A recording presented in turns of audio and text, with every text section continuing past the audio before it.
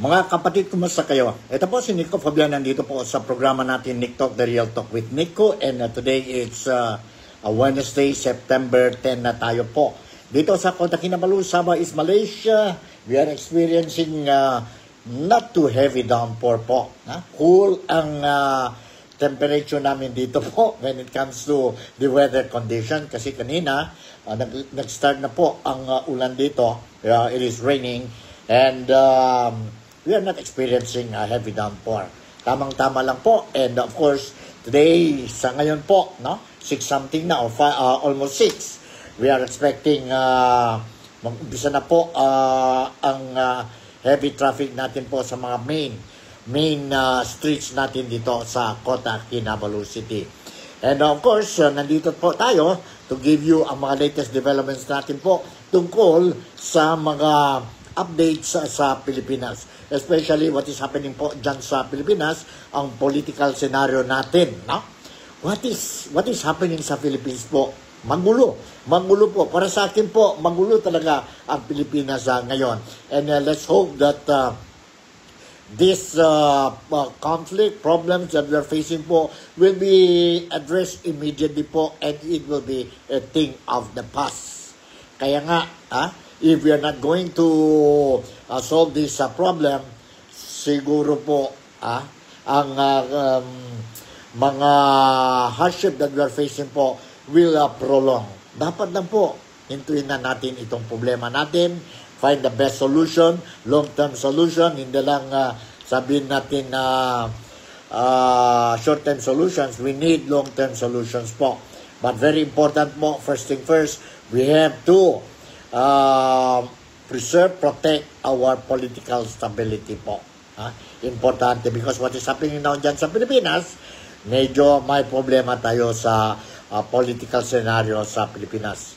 And of course, I mentioned what is happening dyan po sa Senado and sa Congress. Apparently, based on the hearing last Monday, ang Blue Ribbon Committee at saka ang yesterday, ang House of Representatives TRICOM, committee po investigating itong flood control anomalies dyan po sa Pilipinas. Medyo may conflicts. The conflict between the Senate and the Congress po is gaining momentum.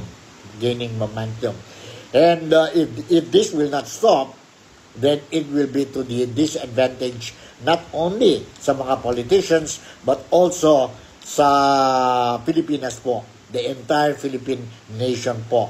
Ang mga taong bayan po, tayo po will be affected, be it in the Philippines or mga Filipinos outside the Philippines, kagaya namin po dito sa Malaysia, dito po sa Sabah is Malaysia, especially dito sa Kota Kinabalu. Now, first thing first, I would like to inform you na I suppose you already learned or heard, or kung yun po, those who did not hear the news what happened yesterday po, ngayon po, ang Senado po, may bagong Senate President na tayo po, and that is Senate President si Tito Sen, or Senator Vicente Sotto po, Senator Vicente Sotto, and ang majority leader po ay si no other than si Senator Mig Zubiri. And mayroon na tayo ngayon po because of change of administration sa Senado. Now we have nine opposition. Diyan po sa opposition block po, or we call it the minority members po. 9 sila po. Earlier, during the time of Senator or Senate President Chis Escudero, nag-replace na sa kanya ngayon si Tito Sen. Now, 4 lang yata sila, 4 o 5 lang opposition or members sa minority. Pero ngayon po, 9 po, nag-increase na po. I think this is the history in the making ito po, So far, for quite a long time po, hindi naabot ng 9 members sa minority. Ngayon po, 9 na. Sino-sino yun sila po? I'll try to remember. I think si Senator Bongo, Senator De La Rosa, si Senator Ruben Padilla, si Senator Rodante Marcoleta, si Senator Amy Marcos, si Senator Joel Villanueva, si Senator, sino pa yan Jinggoy Estrada, si Senator Senator Alan Cayetano, and sino pa isa pa senador nandyan na po, no? Basta 9 of them po, and the rest nandyan po sa majority, no? Majority. So, ang dalawang bilyar, we were expecting ang dalawang bilyar to be in the minority, but they are now part of the, sabihin natin, majority dahil they also voted in favor of Senator Tito Sen to return back sa Senado as the Senate President yesterday morning. And of course, kung mayroon changes sa administration ng Senado, so it means mayroon din changes sa mga committee chairmanship. So, ang committee chairmanship po may changes, especially yung mga importante committee po, no? Nag-change na po. Si Rodante Marcoleta, who heads the Blue Ribbon Committee during the chairmanship or presidency of Chis Escudero, he is now being replaced or was replaced by Senator Ping Lacson, who is now the chairman of the Blue Ribbon Committee. Now, si Senator J.V. Ejercito is also now the Public Order and Dangerous Drugs. Before, during the presidency of Chis Escudero, ang chairman ng Public Order and Dangerous Drugs is no other than Senator De La Rosa.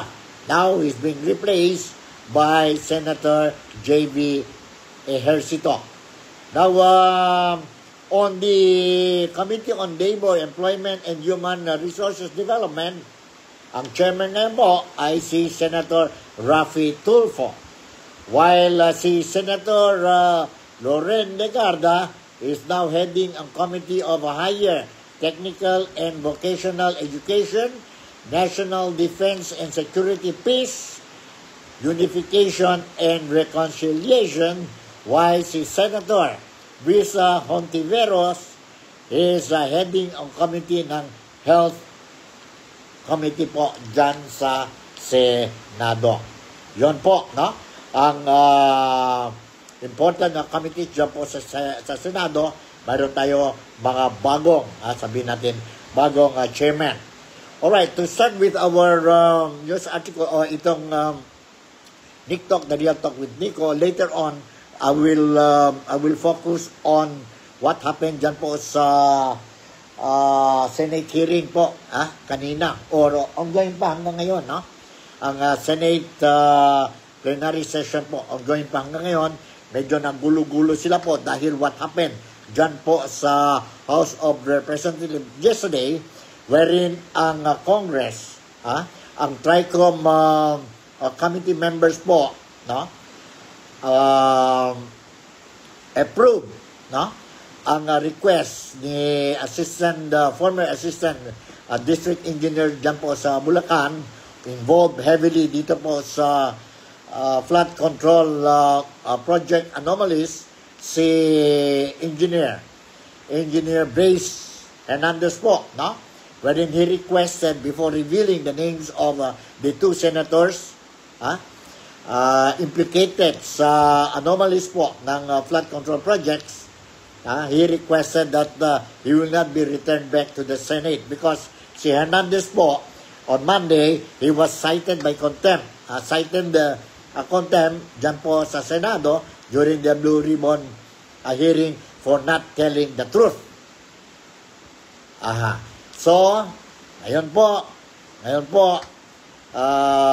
ang desisyon kahapon ng TRICOM is not to return him back to the Senate. Dapat doon siya sa Senate kasi cited in contempt, and he was just permitted to attend the sabihin natin TRICOM hearing yesterday po, no? Yesterday a hearing with the condition that he, after the hearing, he will return back to the Senate, under the custody of the Senate, and he will be detained sa Senate premises. But it did not happen po, no? It did not happen.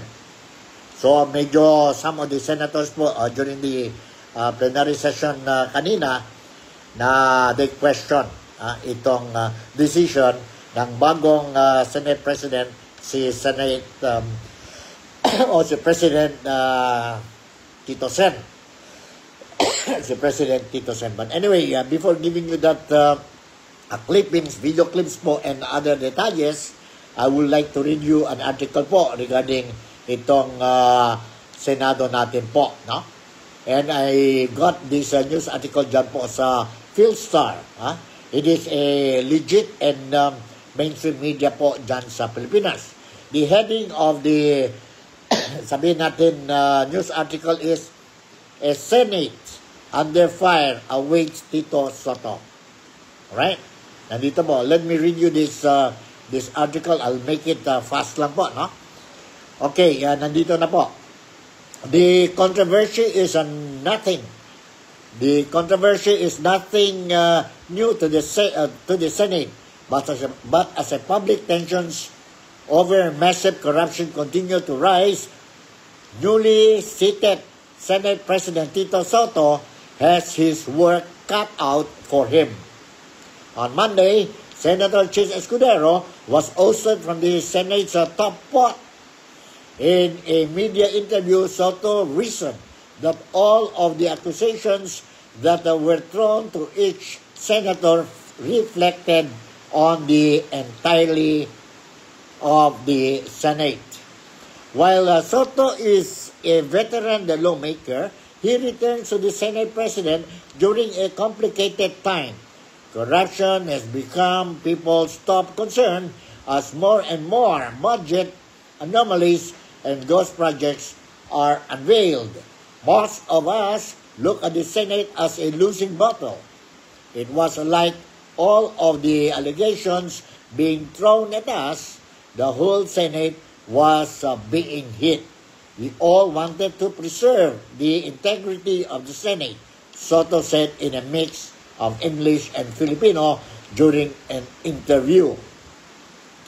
Political scientist Clive Argelius agreed with Sotto. Sotto inherits a Senate facing a crisis of trust, Argelius told Philstar. So what exactly awaits Sotto with the Senate is the under fire. Senate under fire. Maraming problema po, no? Ngayon, presidente na naman, si Tito Sen is confronted with a lot of problems. And kanina lang mismo po, nakita natin paano, hindi naman away sila po, no? But it was hotly debated also po, no?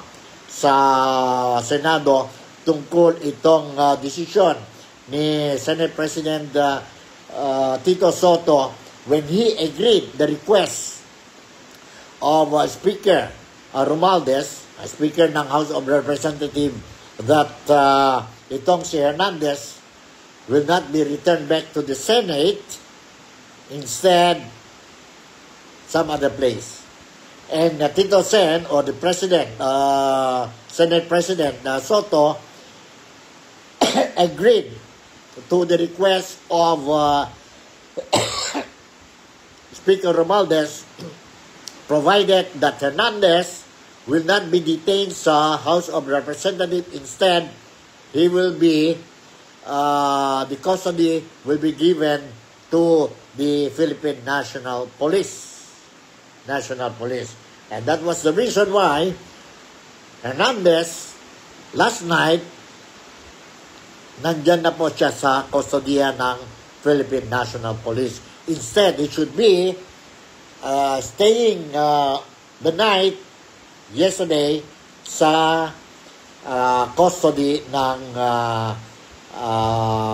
Senado. But it did not happen. It did not happen. So, kanina, sa plenary session ng Senado, medyo naggulo-gulo po. And I will share with you itong video clip po, no? Of what really transpired. A portion ng ito po, no? A portion of what transpired dyan po sa Senado kanina. Kanina. Nandito po. Let's watch and listen to this thing po. Sandali, ha? Alright. Hold on. Quite accurate answer by Senator Estrada for the information. You listened to the statement of Senate President Tito Sen. Nandito po. Let's listen to this. I clarify. Quite accurate answer. I clarify that quite accurate answer by Senator Estrada for the information of Senator De La Rosa and the public. Yesterday, after the hearing, or during the hearings that they were conducting in the House, Speaker Martin Romualdez called me and said that their committee was allowing Mr. Hernandez to remain in the House and in the House of Representatives, and that he was requesting that he not be returned back to the Senate because of some fear for his life. That is according to him. So what I did was I asked the Speaker what he plans, because we cannot allow that. I said he is under our custody and therefore he is in contempt in the Senate. Pag iniwan namin sa inyo, sabi ko, ibig sabihin niya para namin pinawalan. Correct. Kaya hindi ako pumayag. Correct. So what I did was I asked the Sergeant at Arms to bring Mr. Hernandez to the PNP Custodial Center, and that is where he is now. Alright, yun po. Yun po. Na-confirm na si Speaker Romualdez called si Senate President Soto and informed him about the decision of the TRICOM and requesting that they will be allowed not to return Hernandez back to the Senate compound. But sabi, although he agreed, si President or Senate President Soto agreed with the request, provided, sabi niya, Hernandez will be turned over to the custody of the Philippine National Police custody. Custodial. So, yun po nangyari. Yun po nangyari. Alright? So, another video clip I will share with you po. Ito po. May I know, Sir President, will that be the new rule? Because under the present rule, kung sino may jurisdiction, siya yung mag-decide. So, for example, siya ay incarcerated under RTC. So, magpapaalam tayo sa RTC kung pwede natin hiramin. So, nagpaalam sila sa atin kung pwede natin nila hiramin yung witness. Kasi insulto po sa atin yung sabihin may mangyayari sa kanya dito. Unang-una po, 24 tayo na lahat independent. Sinabi na rin po ng Senate President na ginagalang natin na independent ang Senate. Never naman po nagkaroon ng problema dito. ZTE, Pangulo pa. I remember dito, muntik kaming maghablutan if Senator Lacson remembers with former Congressman Andaya, with our other witnesses, with Secretary Neri. Diba parang may PSG pa atang pumasok, whatever, no? But we were able to handle it well and come to a conclusion. My point, Mr. President, is this. What if the reverse happens now? What if we borrow a witness from the House? Papayag, is that the new rule now? Na PNP custodial na? Or makikiusap tayo pabalik sa House? Because I don't think we should change rules without doing it either in caucus as a group. But I see the wisdom, Mr. President.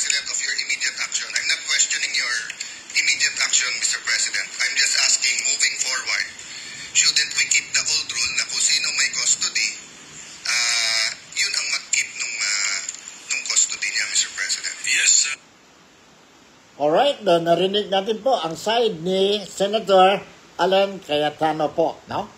He was asking, ano ba ito? Ito na ba ang bagong ruling natin? Or ano? So in other words, what he was trying to, he doesn't agree also po, no? He doesn't agree also na ganun-ganun na lang. Ha? Just give the custody to the Philippine National Custodial. No? Although he agreed ang the reasoning of Senate President Soto. Pero technicality-wise, medyo hindi siya pabor dyan. Ha? Hindi siya pabor dyan. Alright, another video clip I'm going to share with you po. And this time around, let's listen to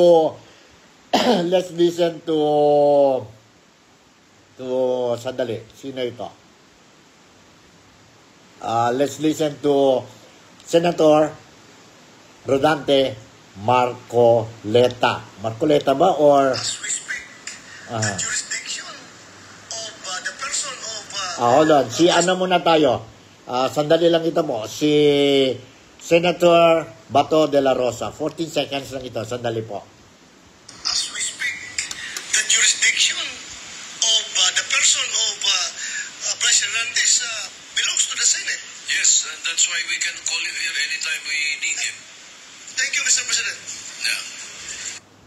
Alright, and from Senator De La Rosa, punta tayo ngayon kay Senator Rodante Marcoleta. To formally approve your request for Mr. Hold on, ha? To formally approve your request for Mr. Bryce Hernandez to attend your hearing tomorrow, September 9, 2025, 9 a.m. at the People's Center House of Representatives. We expect that he be returned safely immediately after the said hearing to the Senate. So this is very categorical, Mr. President. Their request that he be called for hearing in the House of Representatives was conditioned upon his safely return to the Senate. There is no need for a motion, Mr. President. I was still the chairman of Blue Ribbon Committee at the time, and it was very clear that we committed him to the custody of our Sergeant-at-Arms. Not in Quezon City, not anybody else. And so, as already asked by Senator Alan, we're not supposed to change the rule. I move, Mr. President, that he be back immediately to the custody of the Senate, not only because this is the condition that you gave them, but more importantly, in order to erase the perception that if he is here in the Senate, he is not safe. I will reject the idea that if he returns in the Senate, manganganib ang buhay niya. It is as if that we're giving credence to his statement, which I believe is not true, Mr. President. Alright, narinig din natin po ang statement ni Senator Rodante Marcoleta. He is also supporting ang statement ni Senator Alan Cayetano, no? About in the aspect of ruling. Bago ba itong ruling or ano?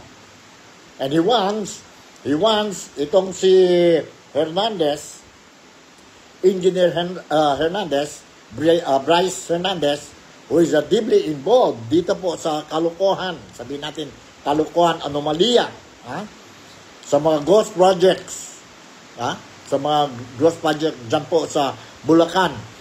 And he's been spending money like water, millions of money left and right po dyan sa casino, with all his expensive cars, luxurious life, siya at saka ang pamilya niya po, no? Grabe po. Ang daming mga tao galit din sa kanya. Dahil, especially ito mga taxpayers, no? Tayo mga taong bayan. You're sacrificing everything, tapos sila pala, ang tax po. And, nag-support din si former Blue Ribbon Committee chairman Marcoleta sa statement ni Senator Alan Cayetano. Another one I'm going to share with you po is a video clip again of Senator Bato de la Rosa. Let's listen again to Senator Bato de la Rosa. You listen carefully po. Listen carefully. May puntos ba o wala?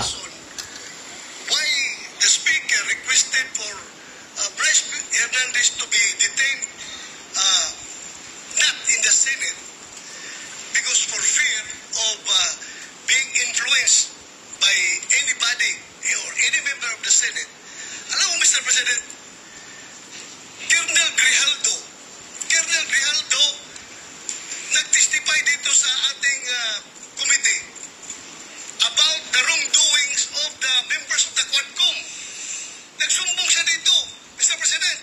And after he read his statement, sabi niya sa amin, Sir, can I be protected by the Senate? Then alam kong pinag-initan ako ngayon ng House. So, I share the information to the committee and even to the leadership of the Senate. But the following day, or the days after, he was required to appear before the Quadcom and he was cited in contempt. Nang siya ay na-contempt, kinulong siya doon. At nang kinulong siya doon, look, what happened? Pinubombard siya doon, pinupuntahan siya doon at sinasabihan na huwag ka yung gusto namin na mangyari, gawin mo na para makalabas ka na dito sa kulungan. Hindi nag-give in si Colonel Grijaldo. Kinulong siya hanggang natapos ang 19th Congress. So, Mr. President, sila ay takot sa kanilang ginagawa mismo. Hindi po yan gagawa ng Senado na mag-impluensya ng resource person. Never pa nangyari yan na mayroong pumunta doon sa baba, tinakot yung nakakulong cited in contempt na resource person. Gawain nila yan sa House of Representatives. Ginawa nila kay Colonel Grijaldo. Kaya huwag tayong basta-basta bumigay sa kanila dahil we should be independent from them, Mr. President. Hindi natin sila dapat sundin kung anong kagustuhan nila. We have to stand on our own. Thank you, Mr. President. Alright, narinig niyo po si Senator Bato de la Rosa. Totoo din yan po. No? What happened? No? It all started, itong senaryo ngayon po, it all started, itong conflict nila ngayon po, my own opinion, the way how I look at it. Last Monday, si Diskaya, si Pacifico and the wife, Sarah Diskaya, the contractor na po, no? The contractor, no? Revealed voluntarily ang mga pangalan, mga tao, both politicians and officials of the Department of Public Works and Highways. Nag-reveal na siya po, no? Maybe he's thinking, okay, everything is being put the blame on us, mga contractors. So, buti pa, I will tell everything. Ito na po. Ito, mga tao involved. And they mentioned, 17, 20 congressmen. 17 or 20 congressmen, plus several officials from the Department of Public Works and Highways. So siguro po, ang Kongreso, because the following day, ang House Representative Tricom hearing, nakita nila, okay, you mentioned, kami may kasalanan, kami involved dito, because this Kaya did not mention or confirm that there was no senators involved. Congressmen lang po ang involved sa anomalya. Sa anomalya. So pagdating Tuesday, ang House of Representatives Tricom Committee also pressed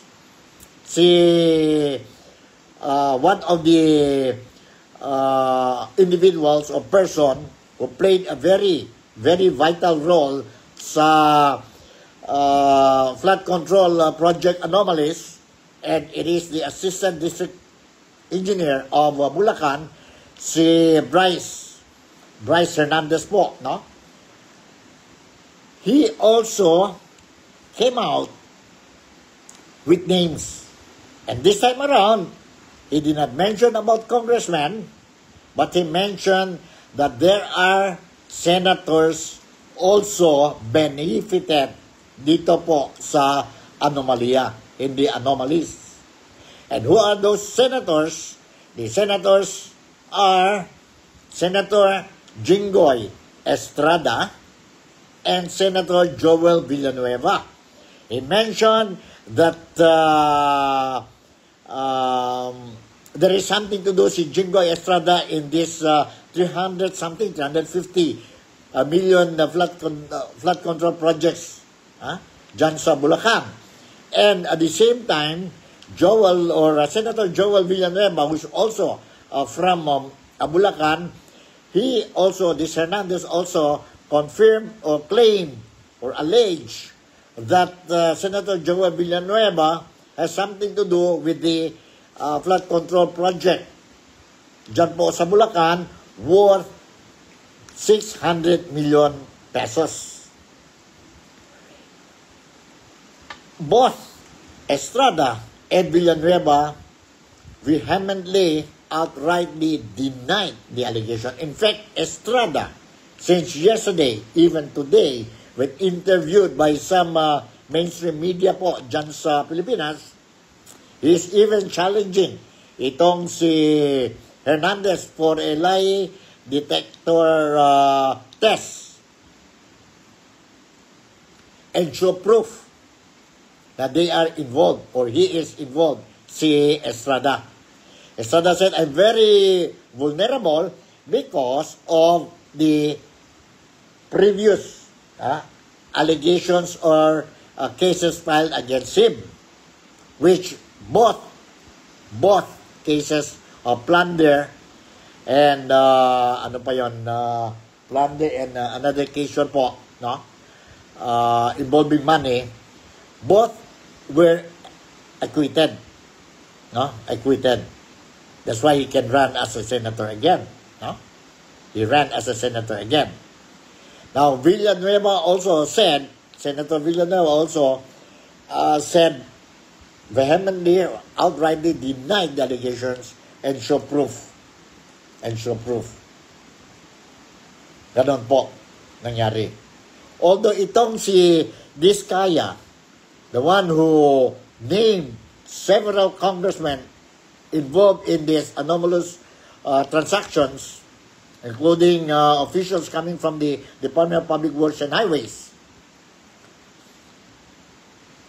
can only show proof ang ledger niya po.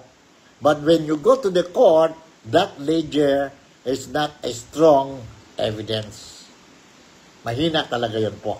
Mahina talaga. Likewise, the same thing also, this Hernandez cannot show proof that Estrada and Villanueva, that's a weak proof lang, evidence po, very weak, that these two senators are involved in these anomalous transactions or itong allegations po. So, nakita natin po ngayon, ano ba ito? Revenge ba ito ng House of Representatives for Diskaya only naming congressmen involved last Monday? Pagdating Tuesday, ito na ang banat ng Kongreso. And nakikita natin po, some of the congressmen were really pushing. They want that ang mga resource person nila, si Diskaya, who is also present during the Tuesday hearing, they are trying to lead ang mga questions niya for Diskaya to name names of the senators. But it did not happen. It did not happen. Nakita naman tayo po how this Diskaya answered questions po. Consistent ang question niya. Dire-diretso po. It means he's telling the truth. I don't know, that's how I look at it. Hindi naman akong expert. Yun po, ngayon, ang gulo ngayon dito po sa House at saka sa Senate. Now, it became a little bit confusing again dahil po si Senate President, bagong Senate President Sito Soto, agreed with the request of Speaker Martin Romualdez ng House of Representatives na hindi na balik si Hernandez dyan sa custody ng Senado. Kasi si Hernandez said, one of the conditions of Hernandez was, I'm going to name, but I'm requesting, wag nyo po ako return back to the Senate because I fear of my life. Ganon ba? You think ang Senado will do that? Ganon na ba ang isip natin? Ganon na lang ba we look at our 24 senators? Instead, Soto, Senate President Soto said, okay, provided he will be handed over to the Philippine National Police Custodial. That's why itong si Hernandez last night stayed sa custody ng Philippine National Police Custodial. And today, in the plenary session, gusto talaga ang minority group nila Marcoleta na you return him back dito. Kasi, pangit maglabas parang may basis. Totoo ang fear ni Hernandez. Parang nag-admit ng Senado, admitting ang Senado na walang guarantee ang safety ng sabihin natin ng individual under the custody of the Senate. So, finally, what happened? Kasi nag-suspend ang session during the exchange of questions and answers po, no? So, finally, they came out with a decision this afternoon, towards the late afternoon na po, na si Hernandez will spend his detention time po dyan sa Pasay City. Pasay City, neutral ground. Pasay City, why Pasay City? Because kung sa custodial, PNP custodial po, ang siguro okay pa ang environment doon po. Pero sa Pasay City Jail, it means he will be together with the, sabihin natin, inmates, mga inmates. And that is normal practice. Ilang beses na po ang Senado, ang Kongreso po, ang Kongreso especially, no? When they, during the 19th Congress, when they cite in contempt ang mga witnesses or resource person nila po, if they're not happy with that resource person or witness po, normally, they will put them dyan po sa Pasay City. Sino-sino yun po? Kagaya nila, sino yun? Mayor, former mayor, the lady mayor, no? Marami na po, no? They put sa Pasay City. So ngayon, immediately today, si Hernandez will be transferred to the Pasay City Jail. And let me share you itong footage po also regarding itong decision ng Senado. Ng Senado. Nandito po, let's listen to the motion of Senator Jinggoy Estrada. Senator Jinggoy, can I just make a motion, Mr. President, Majority Leader? I move that we commit Bryce Erickson Hernandez to the Pasay City Jail, Mr. President. I second the motion of the good. Any objection? Chair is none. And the chairman of the Blue Ribbon concurs. Hearing no objection, the Bryce Hernandez is hereby Sir President, if I may, but just to put on record that it's with the understanding that the Senate retains its jurisdiction over that person, Mr. President. Of course. That's on record, Mr. President. Of course, it has never been the opposite. It was always under our legal custody. So the motion is to transfer that particular person to Pasay City Jail. Any objection? Chair is done. Motion is approved. The Sergeant at Arms is hereby directed to transfer Bryce Hernandez to the Pasay City Jail as soon as possible. Just a manifestation, if I may. Senator Estrada. Mr. President, I think we have to ask the OSA to be strict in implementing the rules with regard to the visitation hours of a prisoner, Mr. President. No visitors allowed. Only Lawyers. members of the family, lawyers, priests, etc., etc. Thank you, Mr. President. Yes, the Sergeant at Arms hereby directed and make a list of those who will visit him. Yan po. Para tapos na itong discussions nila po, they finally decided, agreed, both parties po, no? Both parties agreed that Hernandez will be sent to the Pasay City Jail. Pasay City Jail. So yun po, yung nangyari this afternoon dyan po sa plenary session ng Senado po. How do you look at it? How do you look at it? The way some people are commenting na nakikita klarong-klaro na po ngayon, may problema ang Senado at saka ang Kongreso, no? And some people also claiming lang ito po, no? Kung si Chis Escudero yon po, they don't believe that Chis Escudero will grant the request of Speaker Martin Romualdez. Speaker of Martin Romualdez. But luckily or unfortunately, bagong Senate President po, si Senate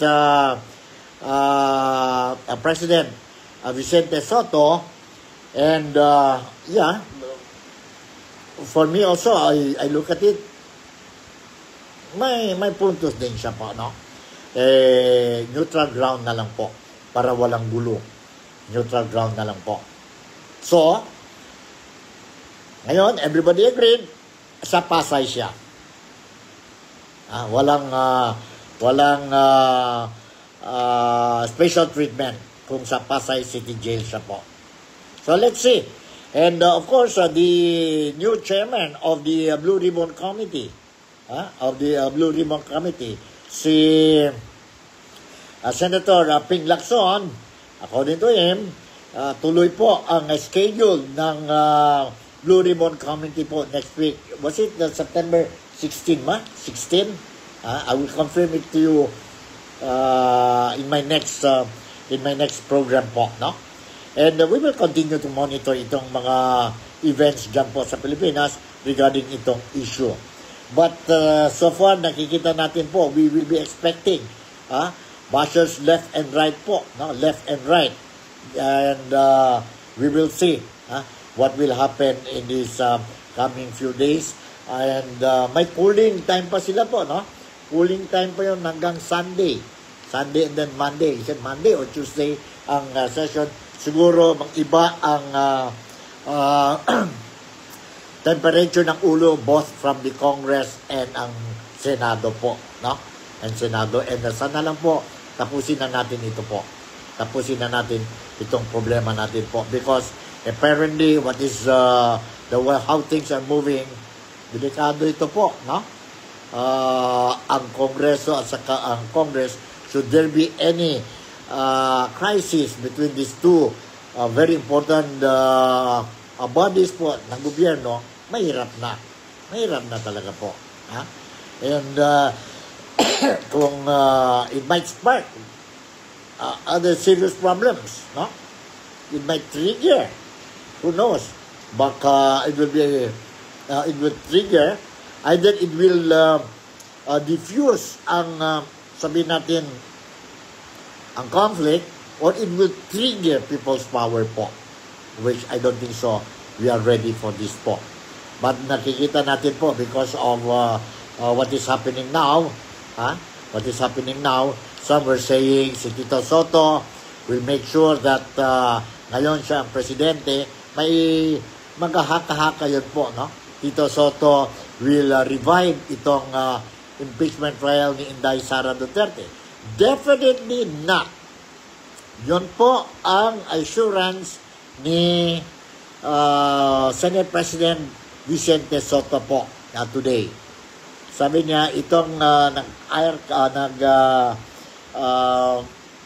sabi natin na archive ang impeachment ni Inday Sara Duterte, they will leave it that way until there will be an answer coming from the Supreme Court. He will respect the decision of the Senate po na archive ang impeachment trial ni Inday Sara Duterte. So yun, nakahaka po.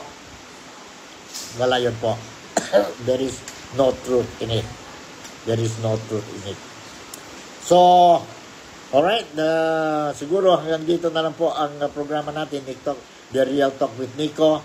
And marami pa tayo sana mga issues that I want to bring sa inyo po, but I'll just do that tomorrow during my next vlogging po.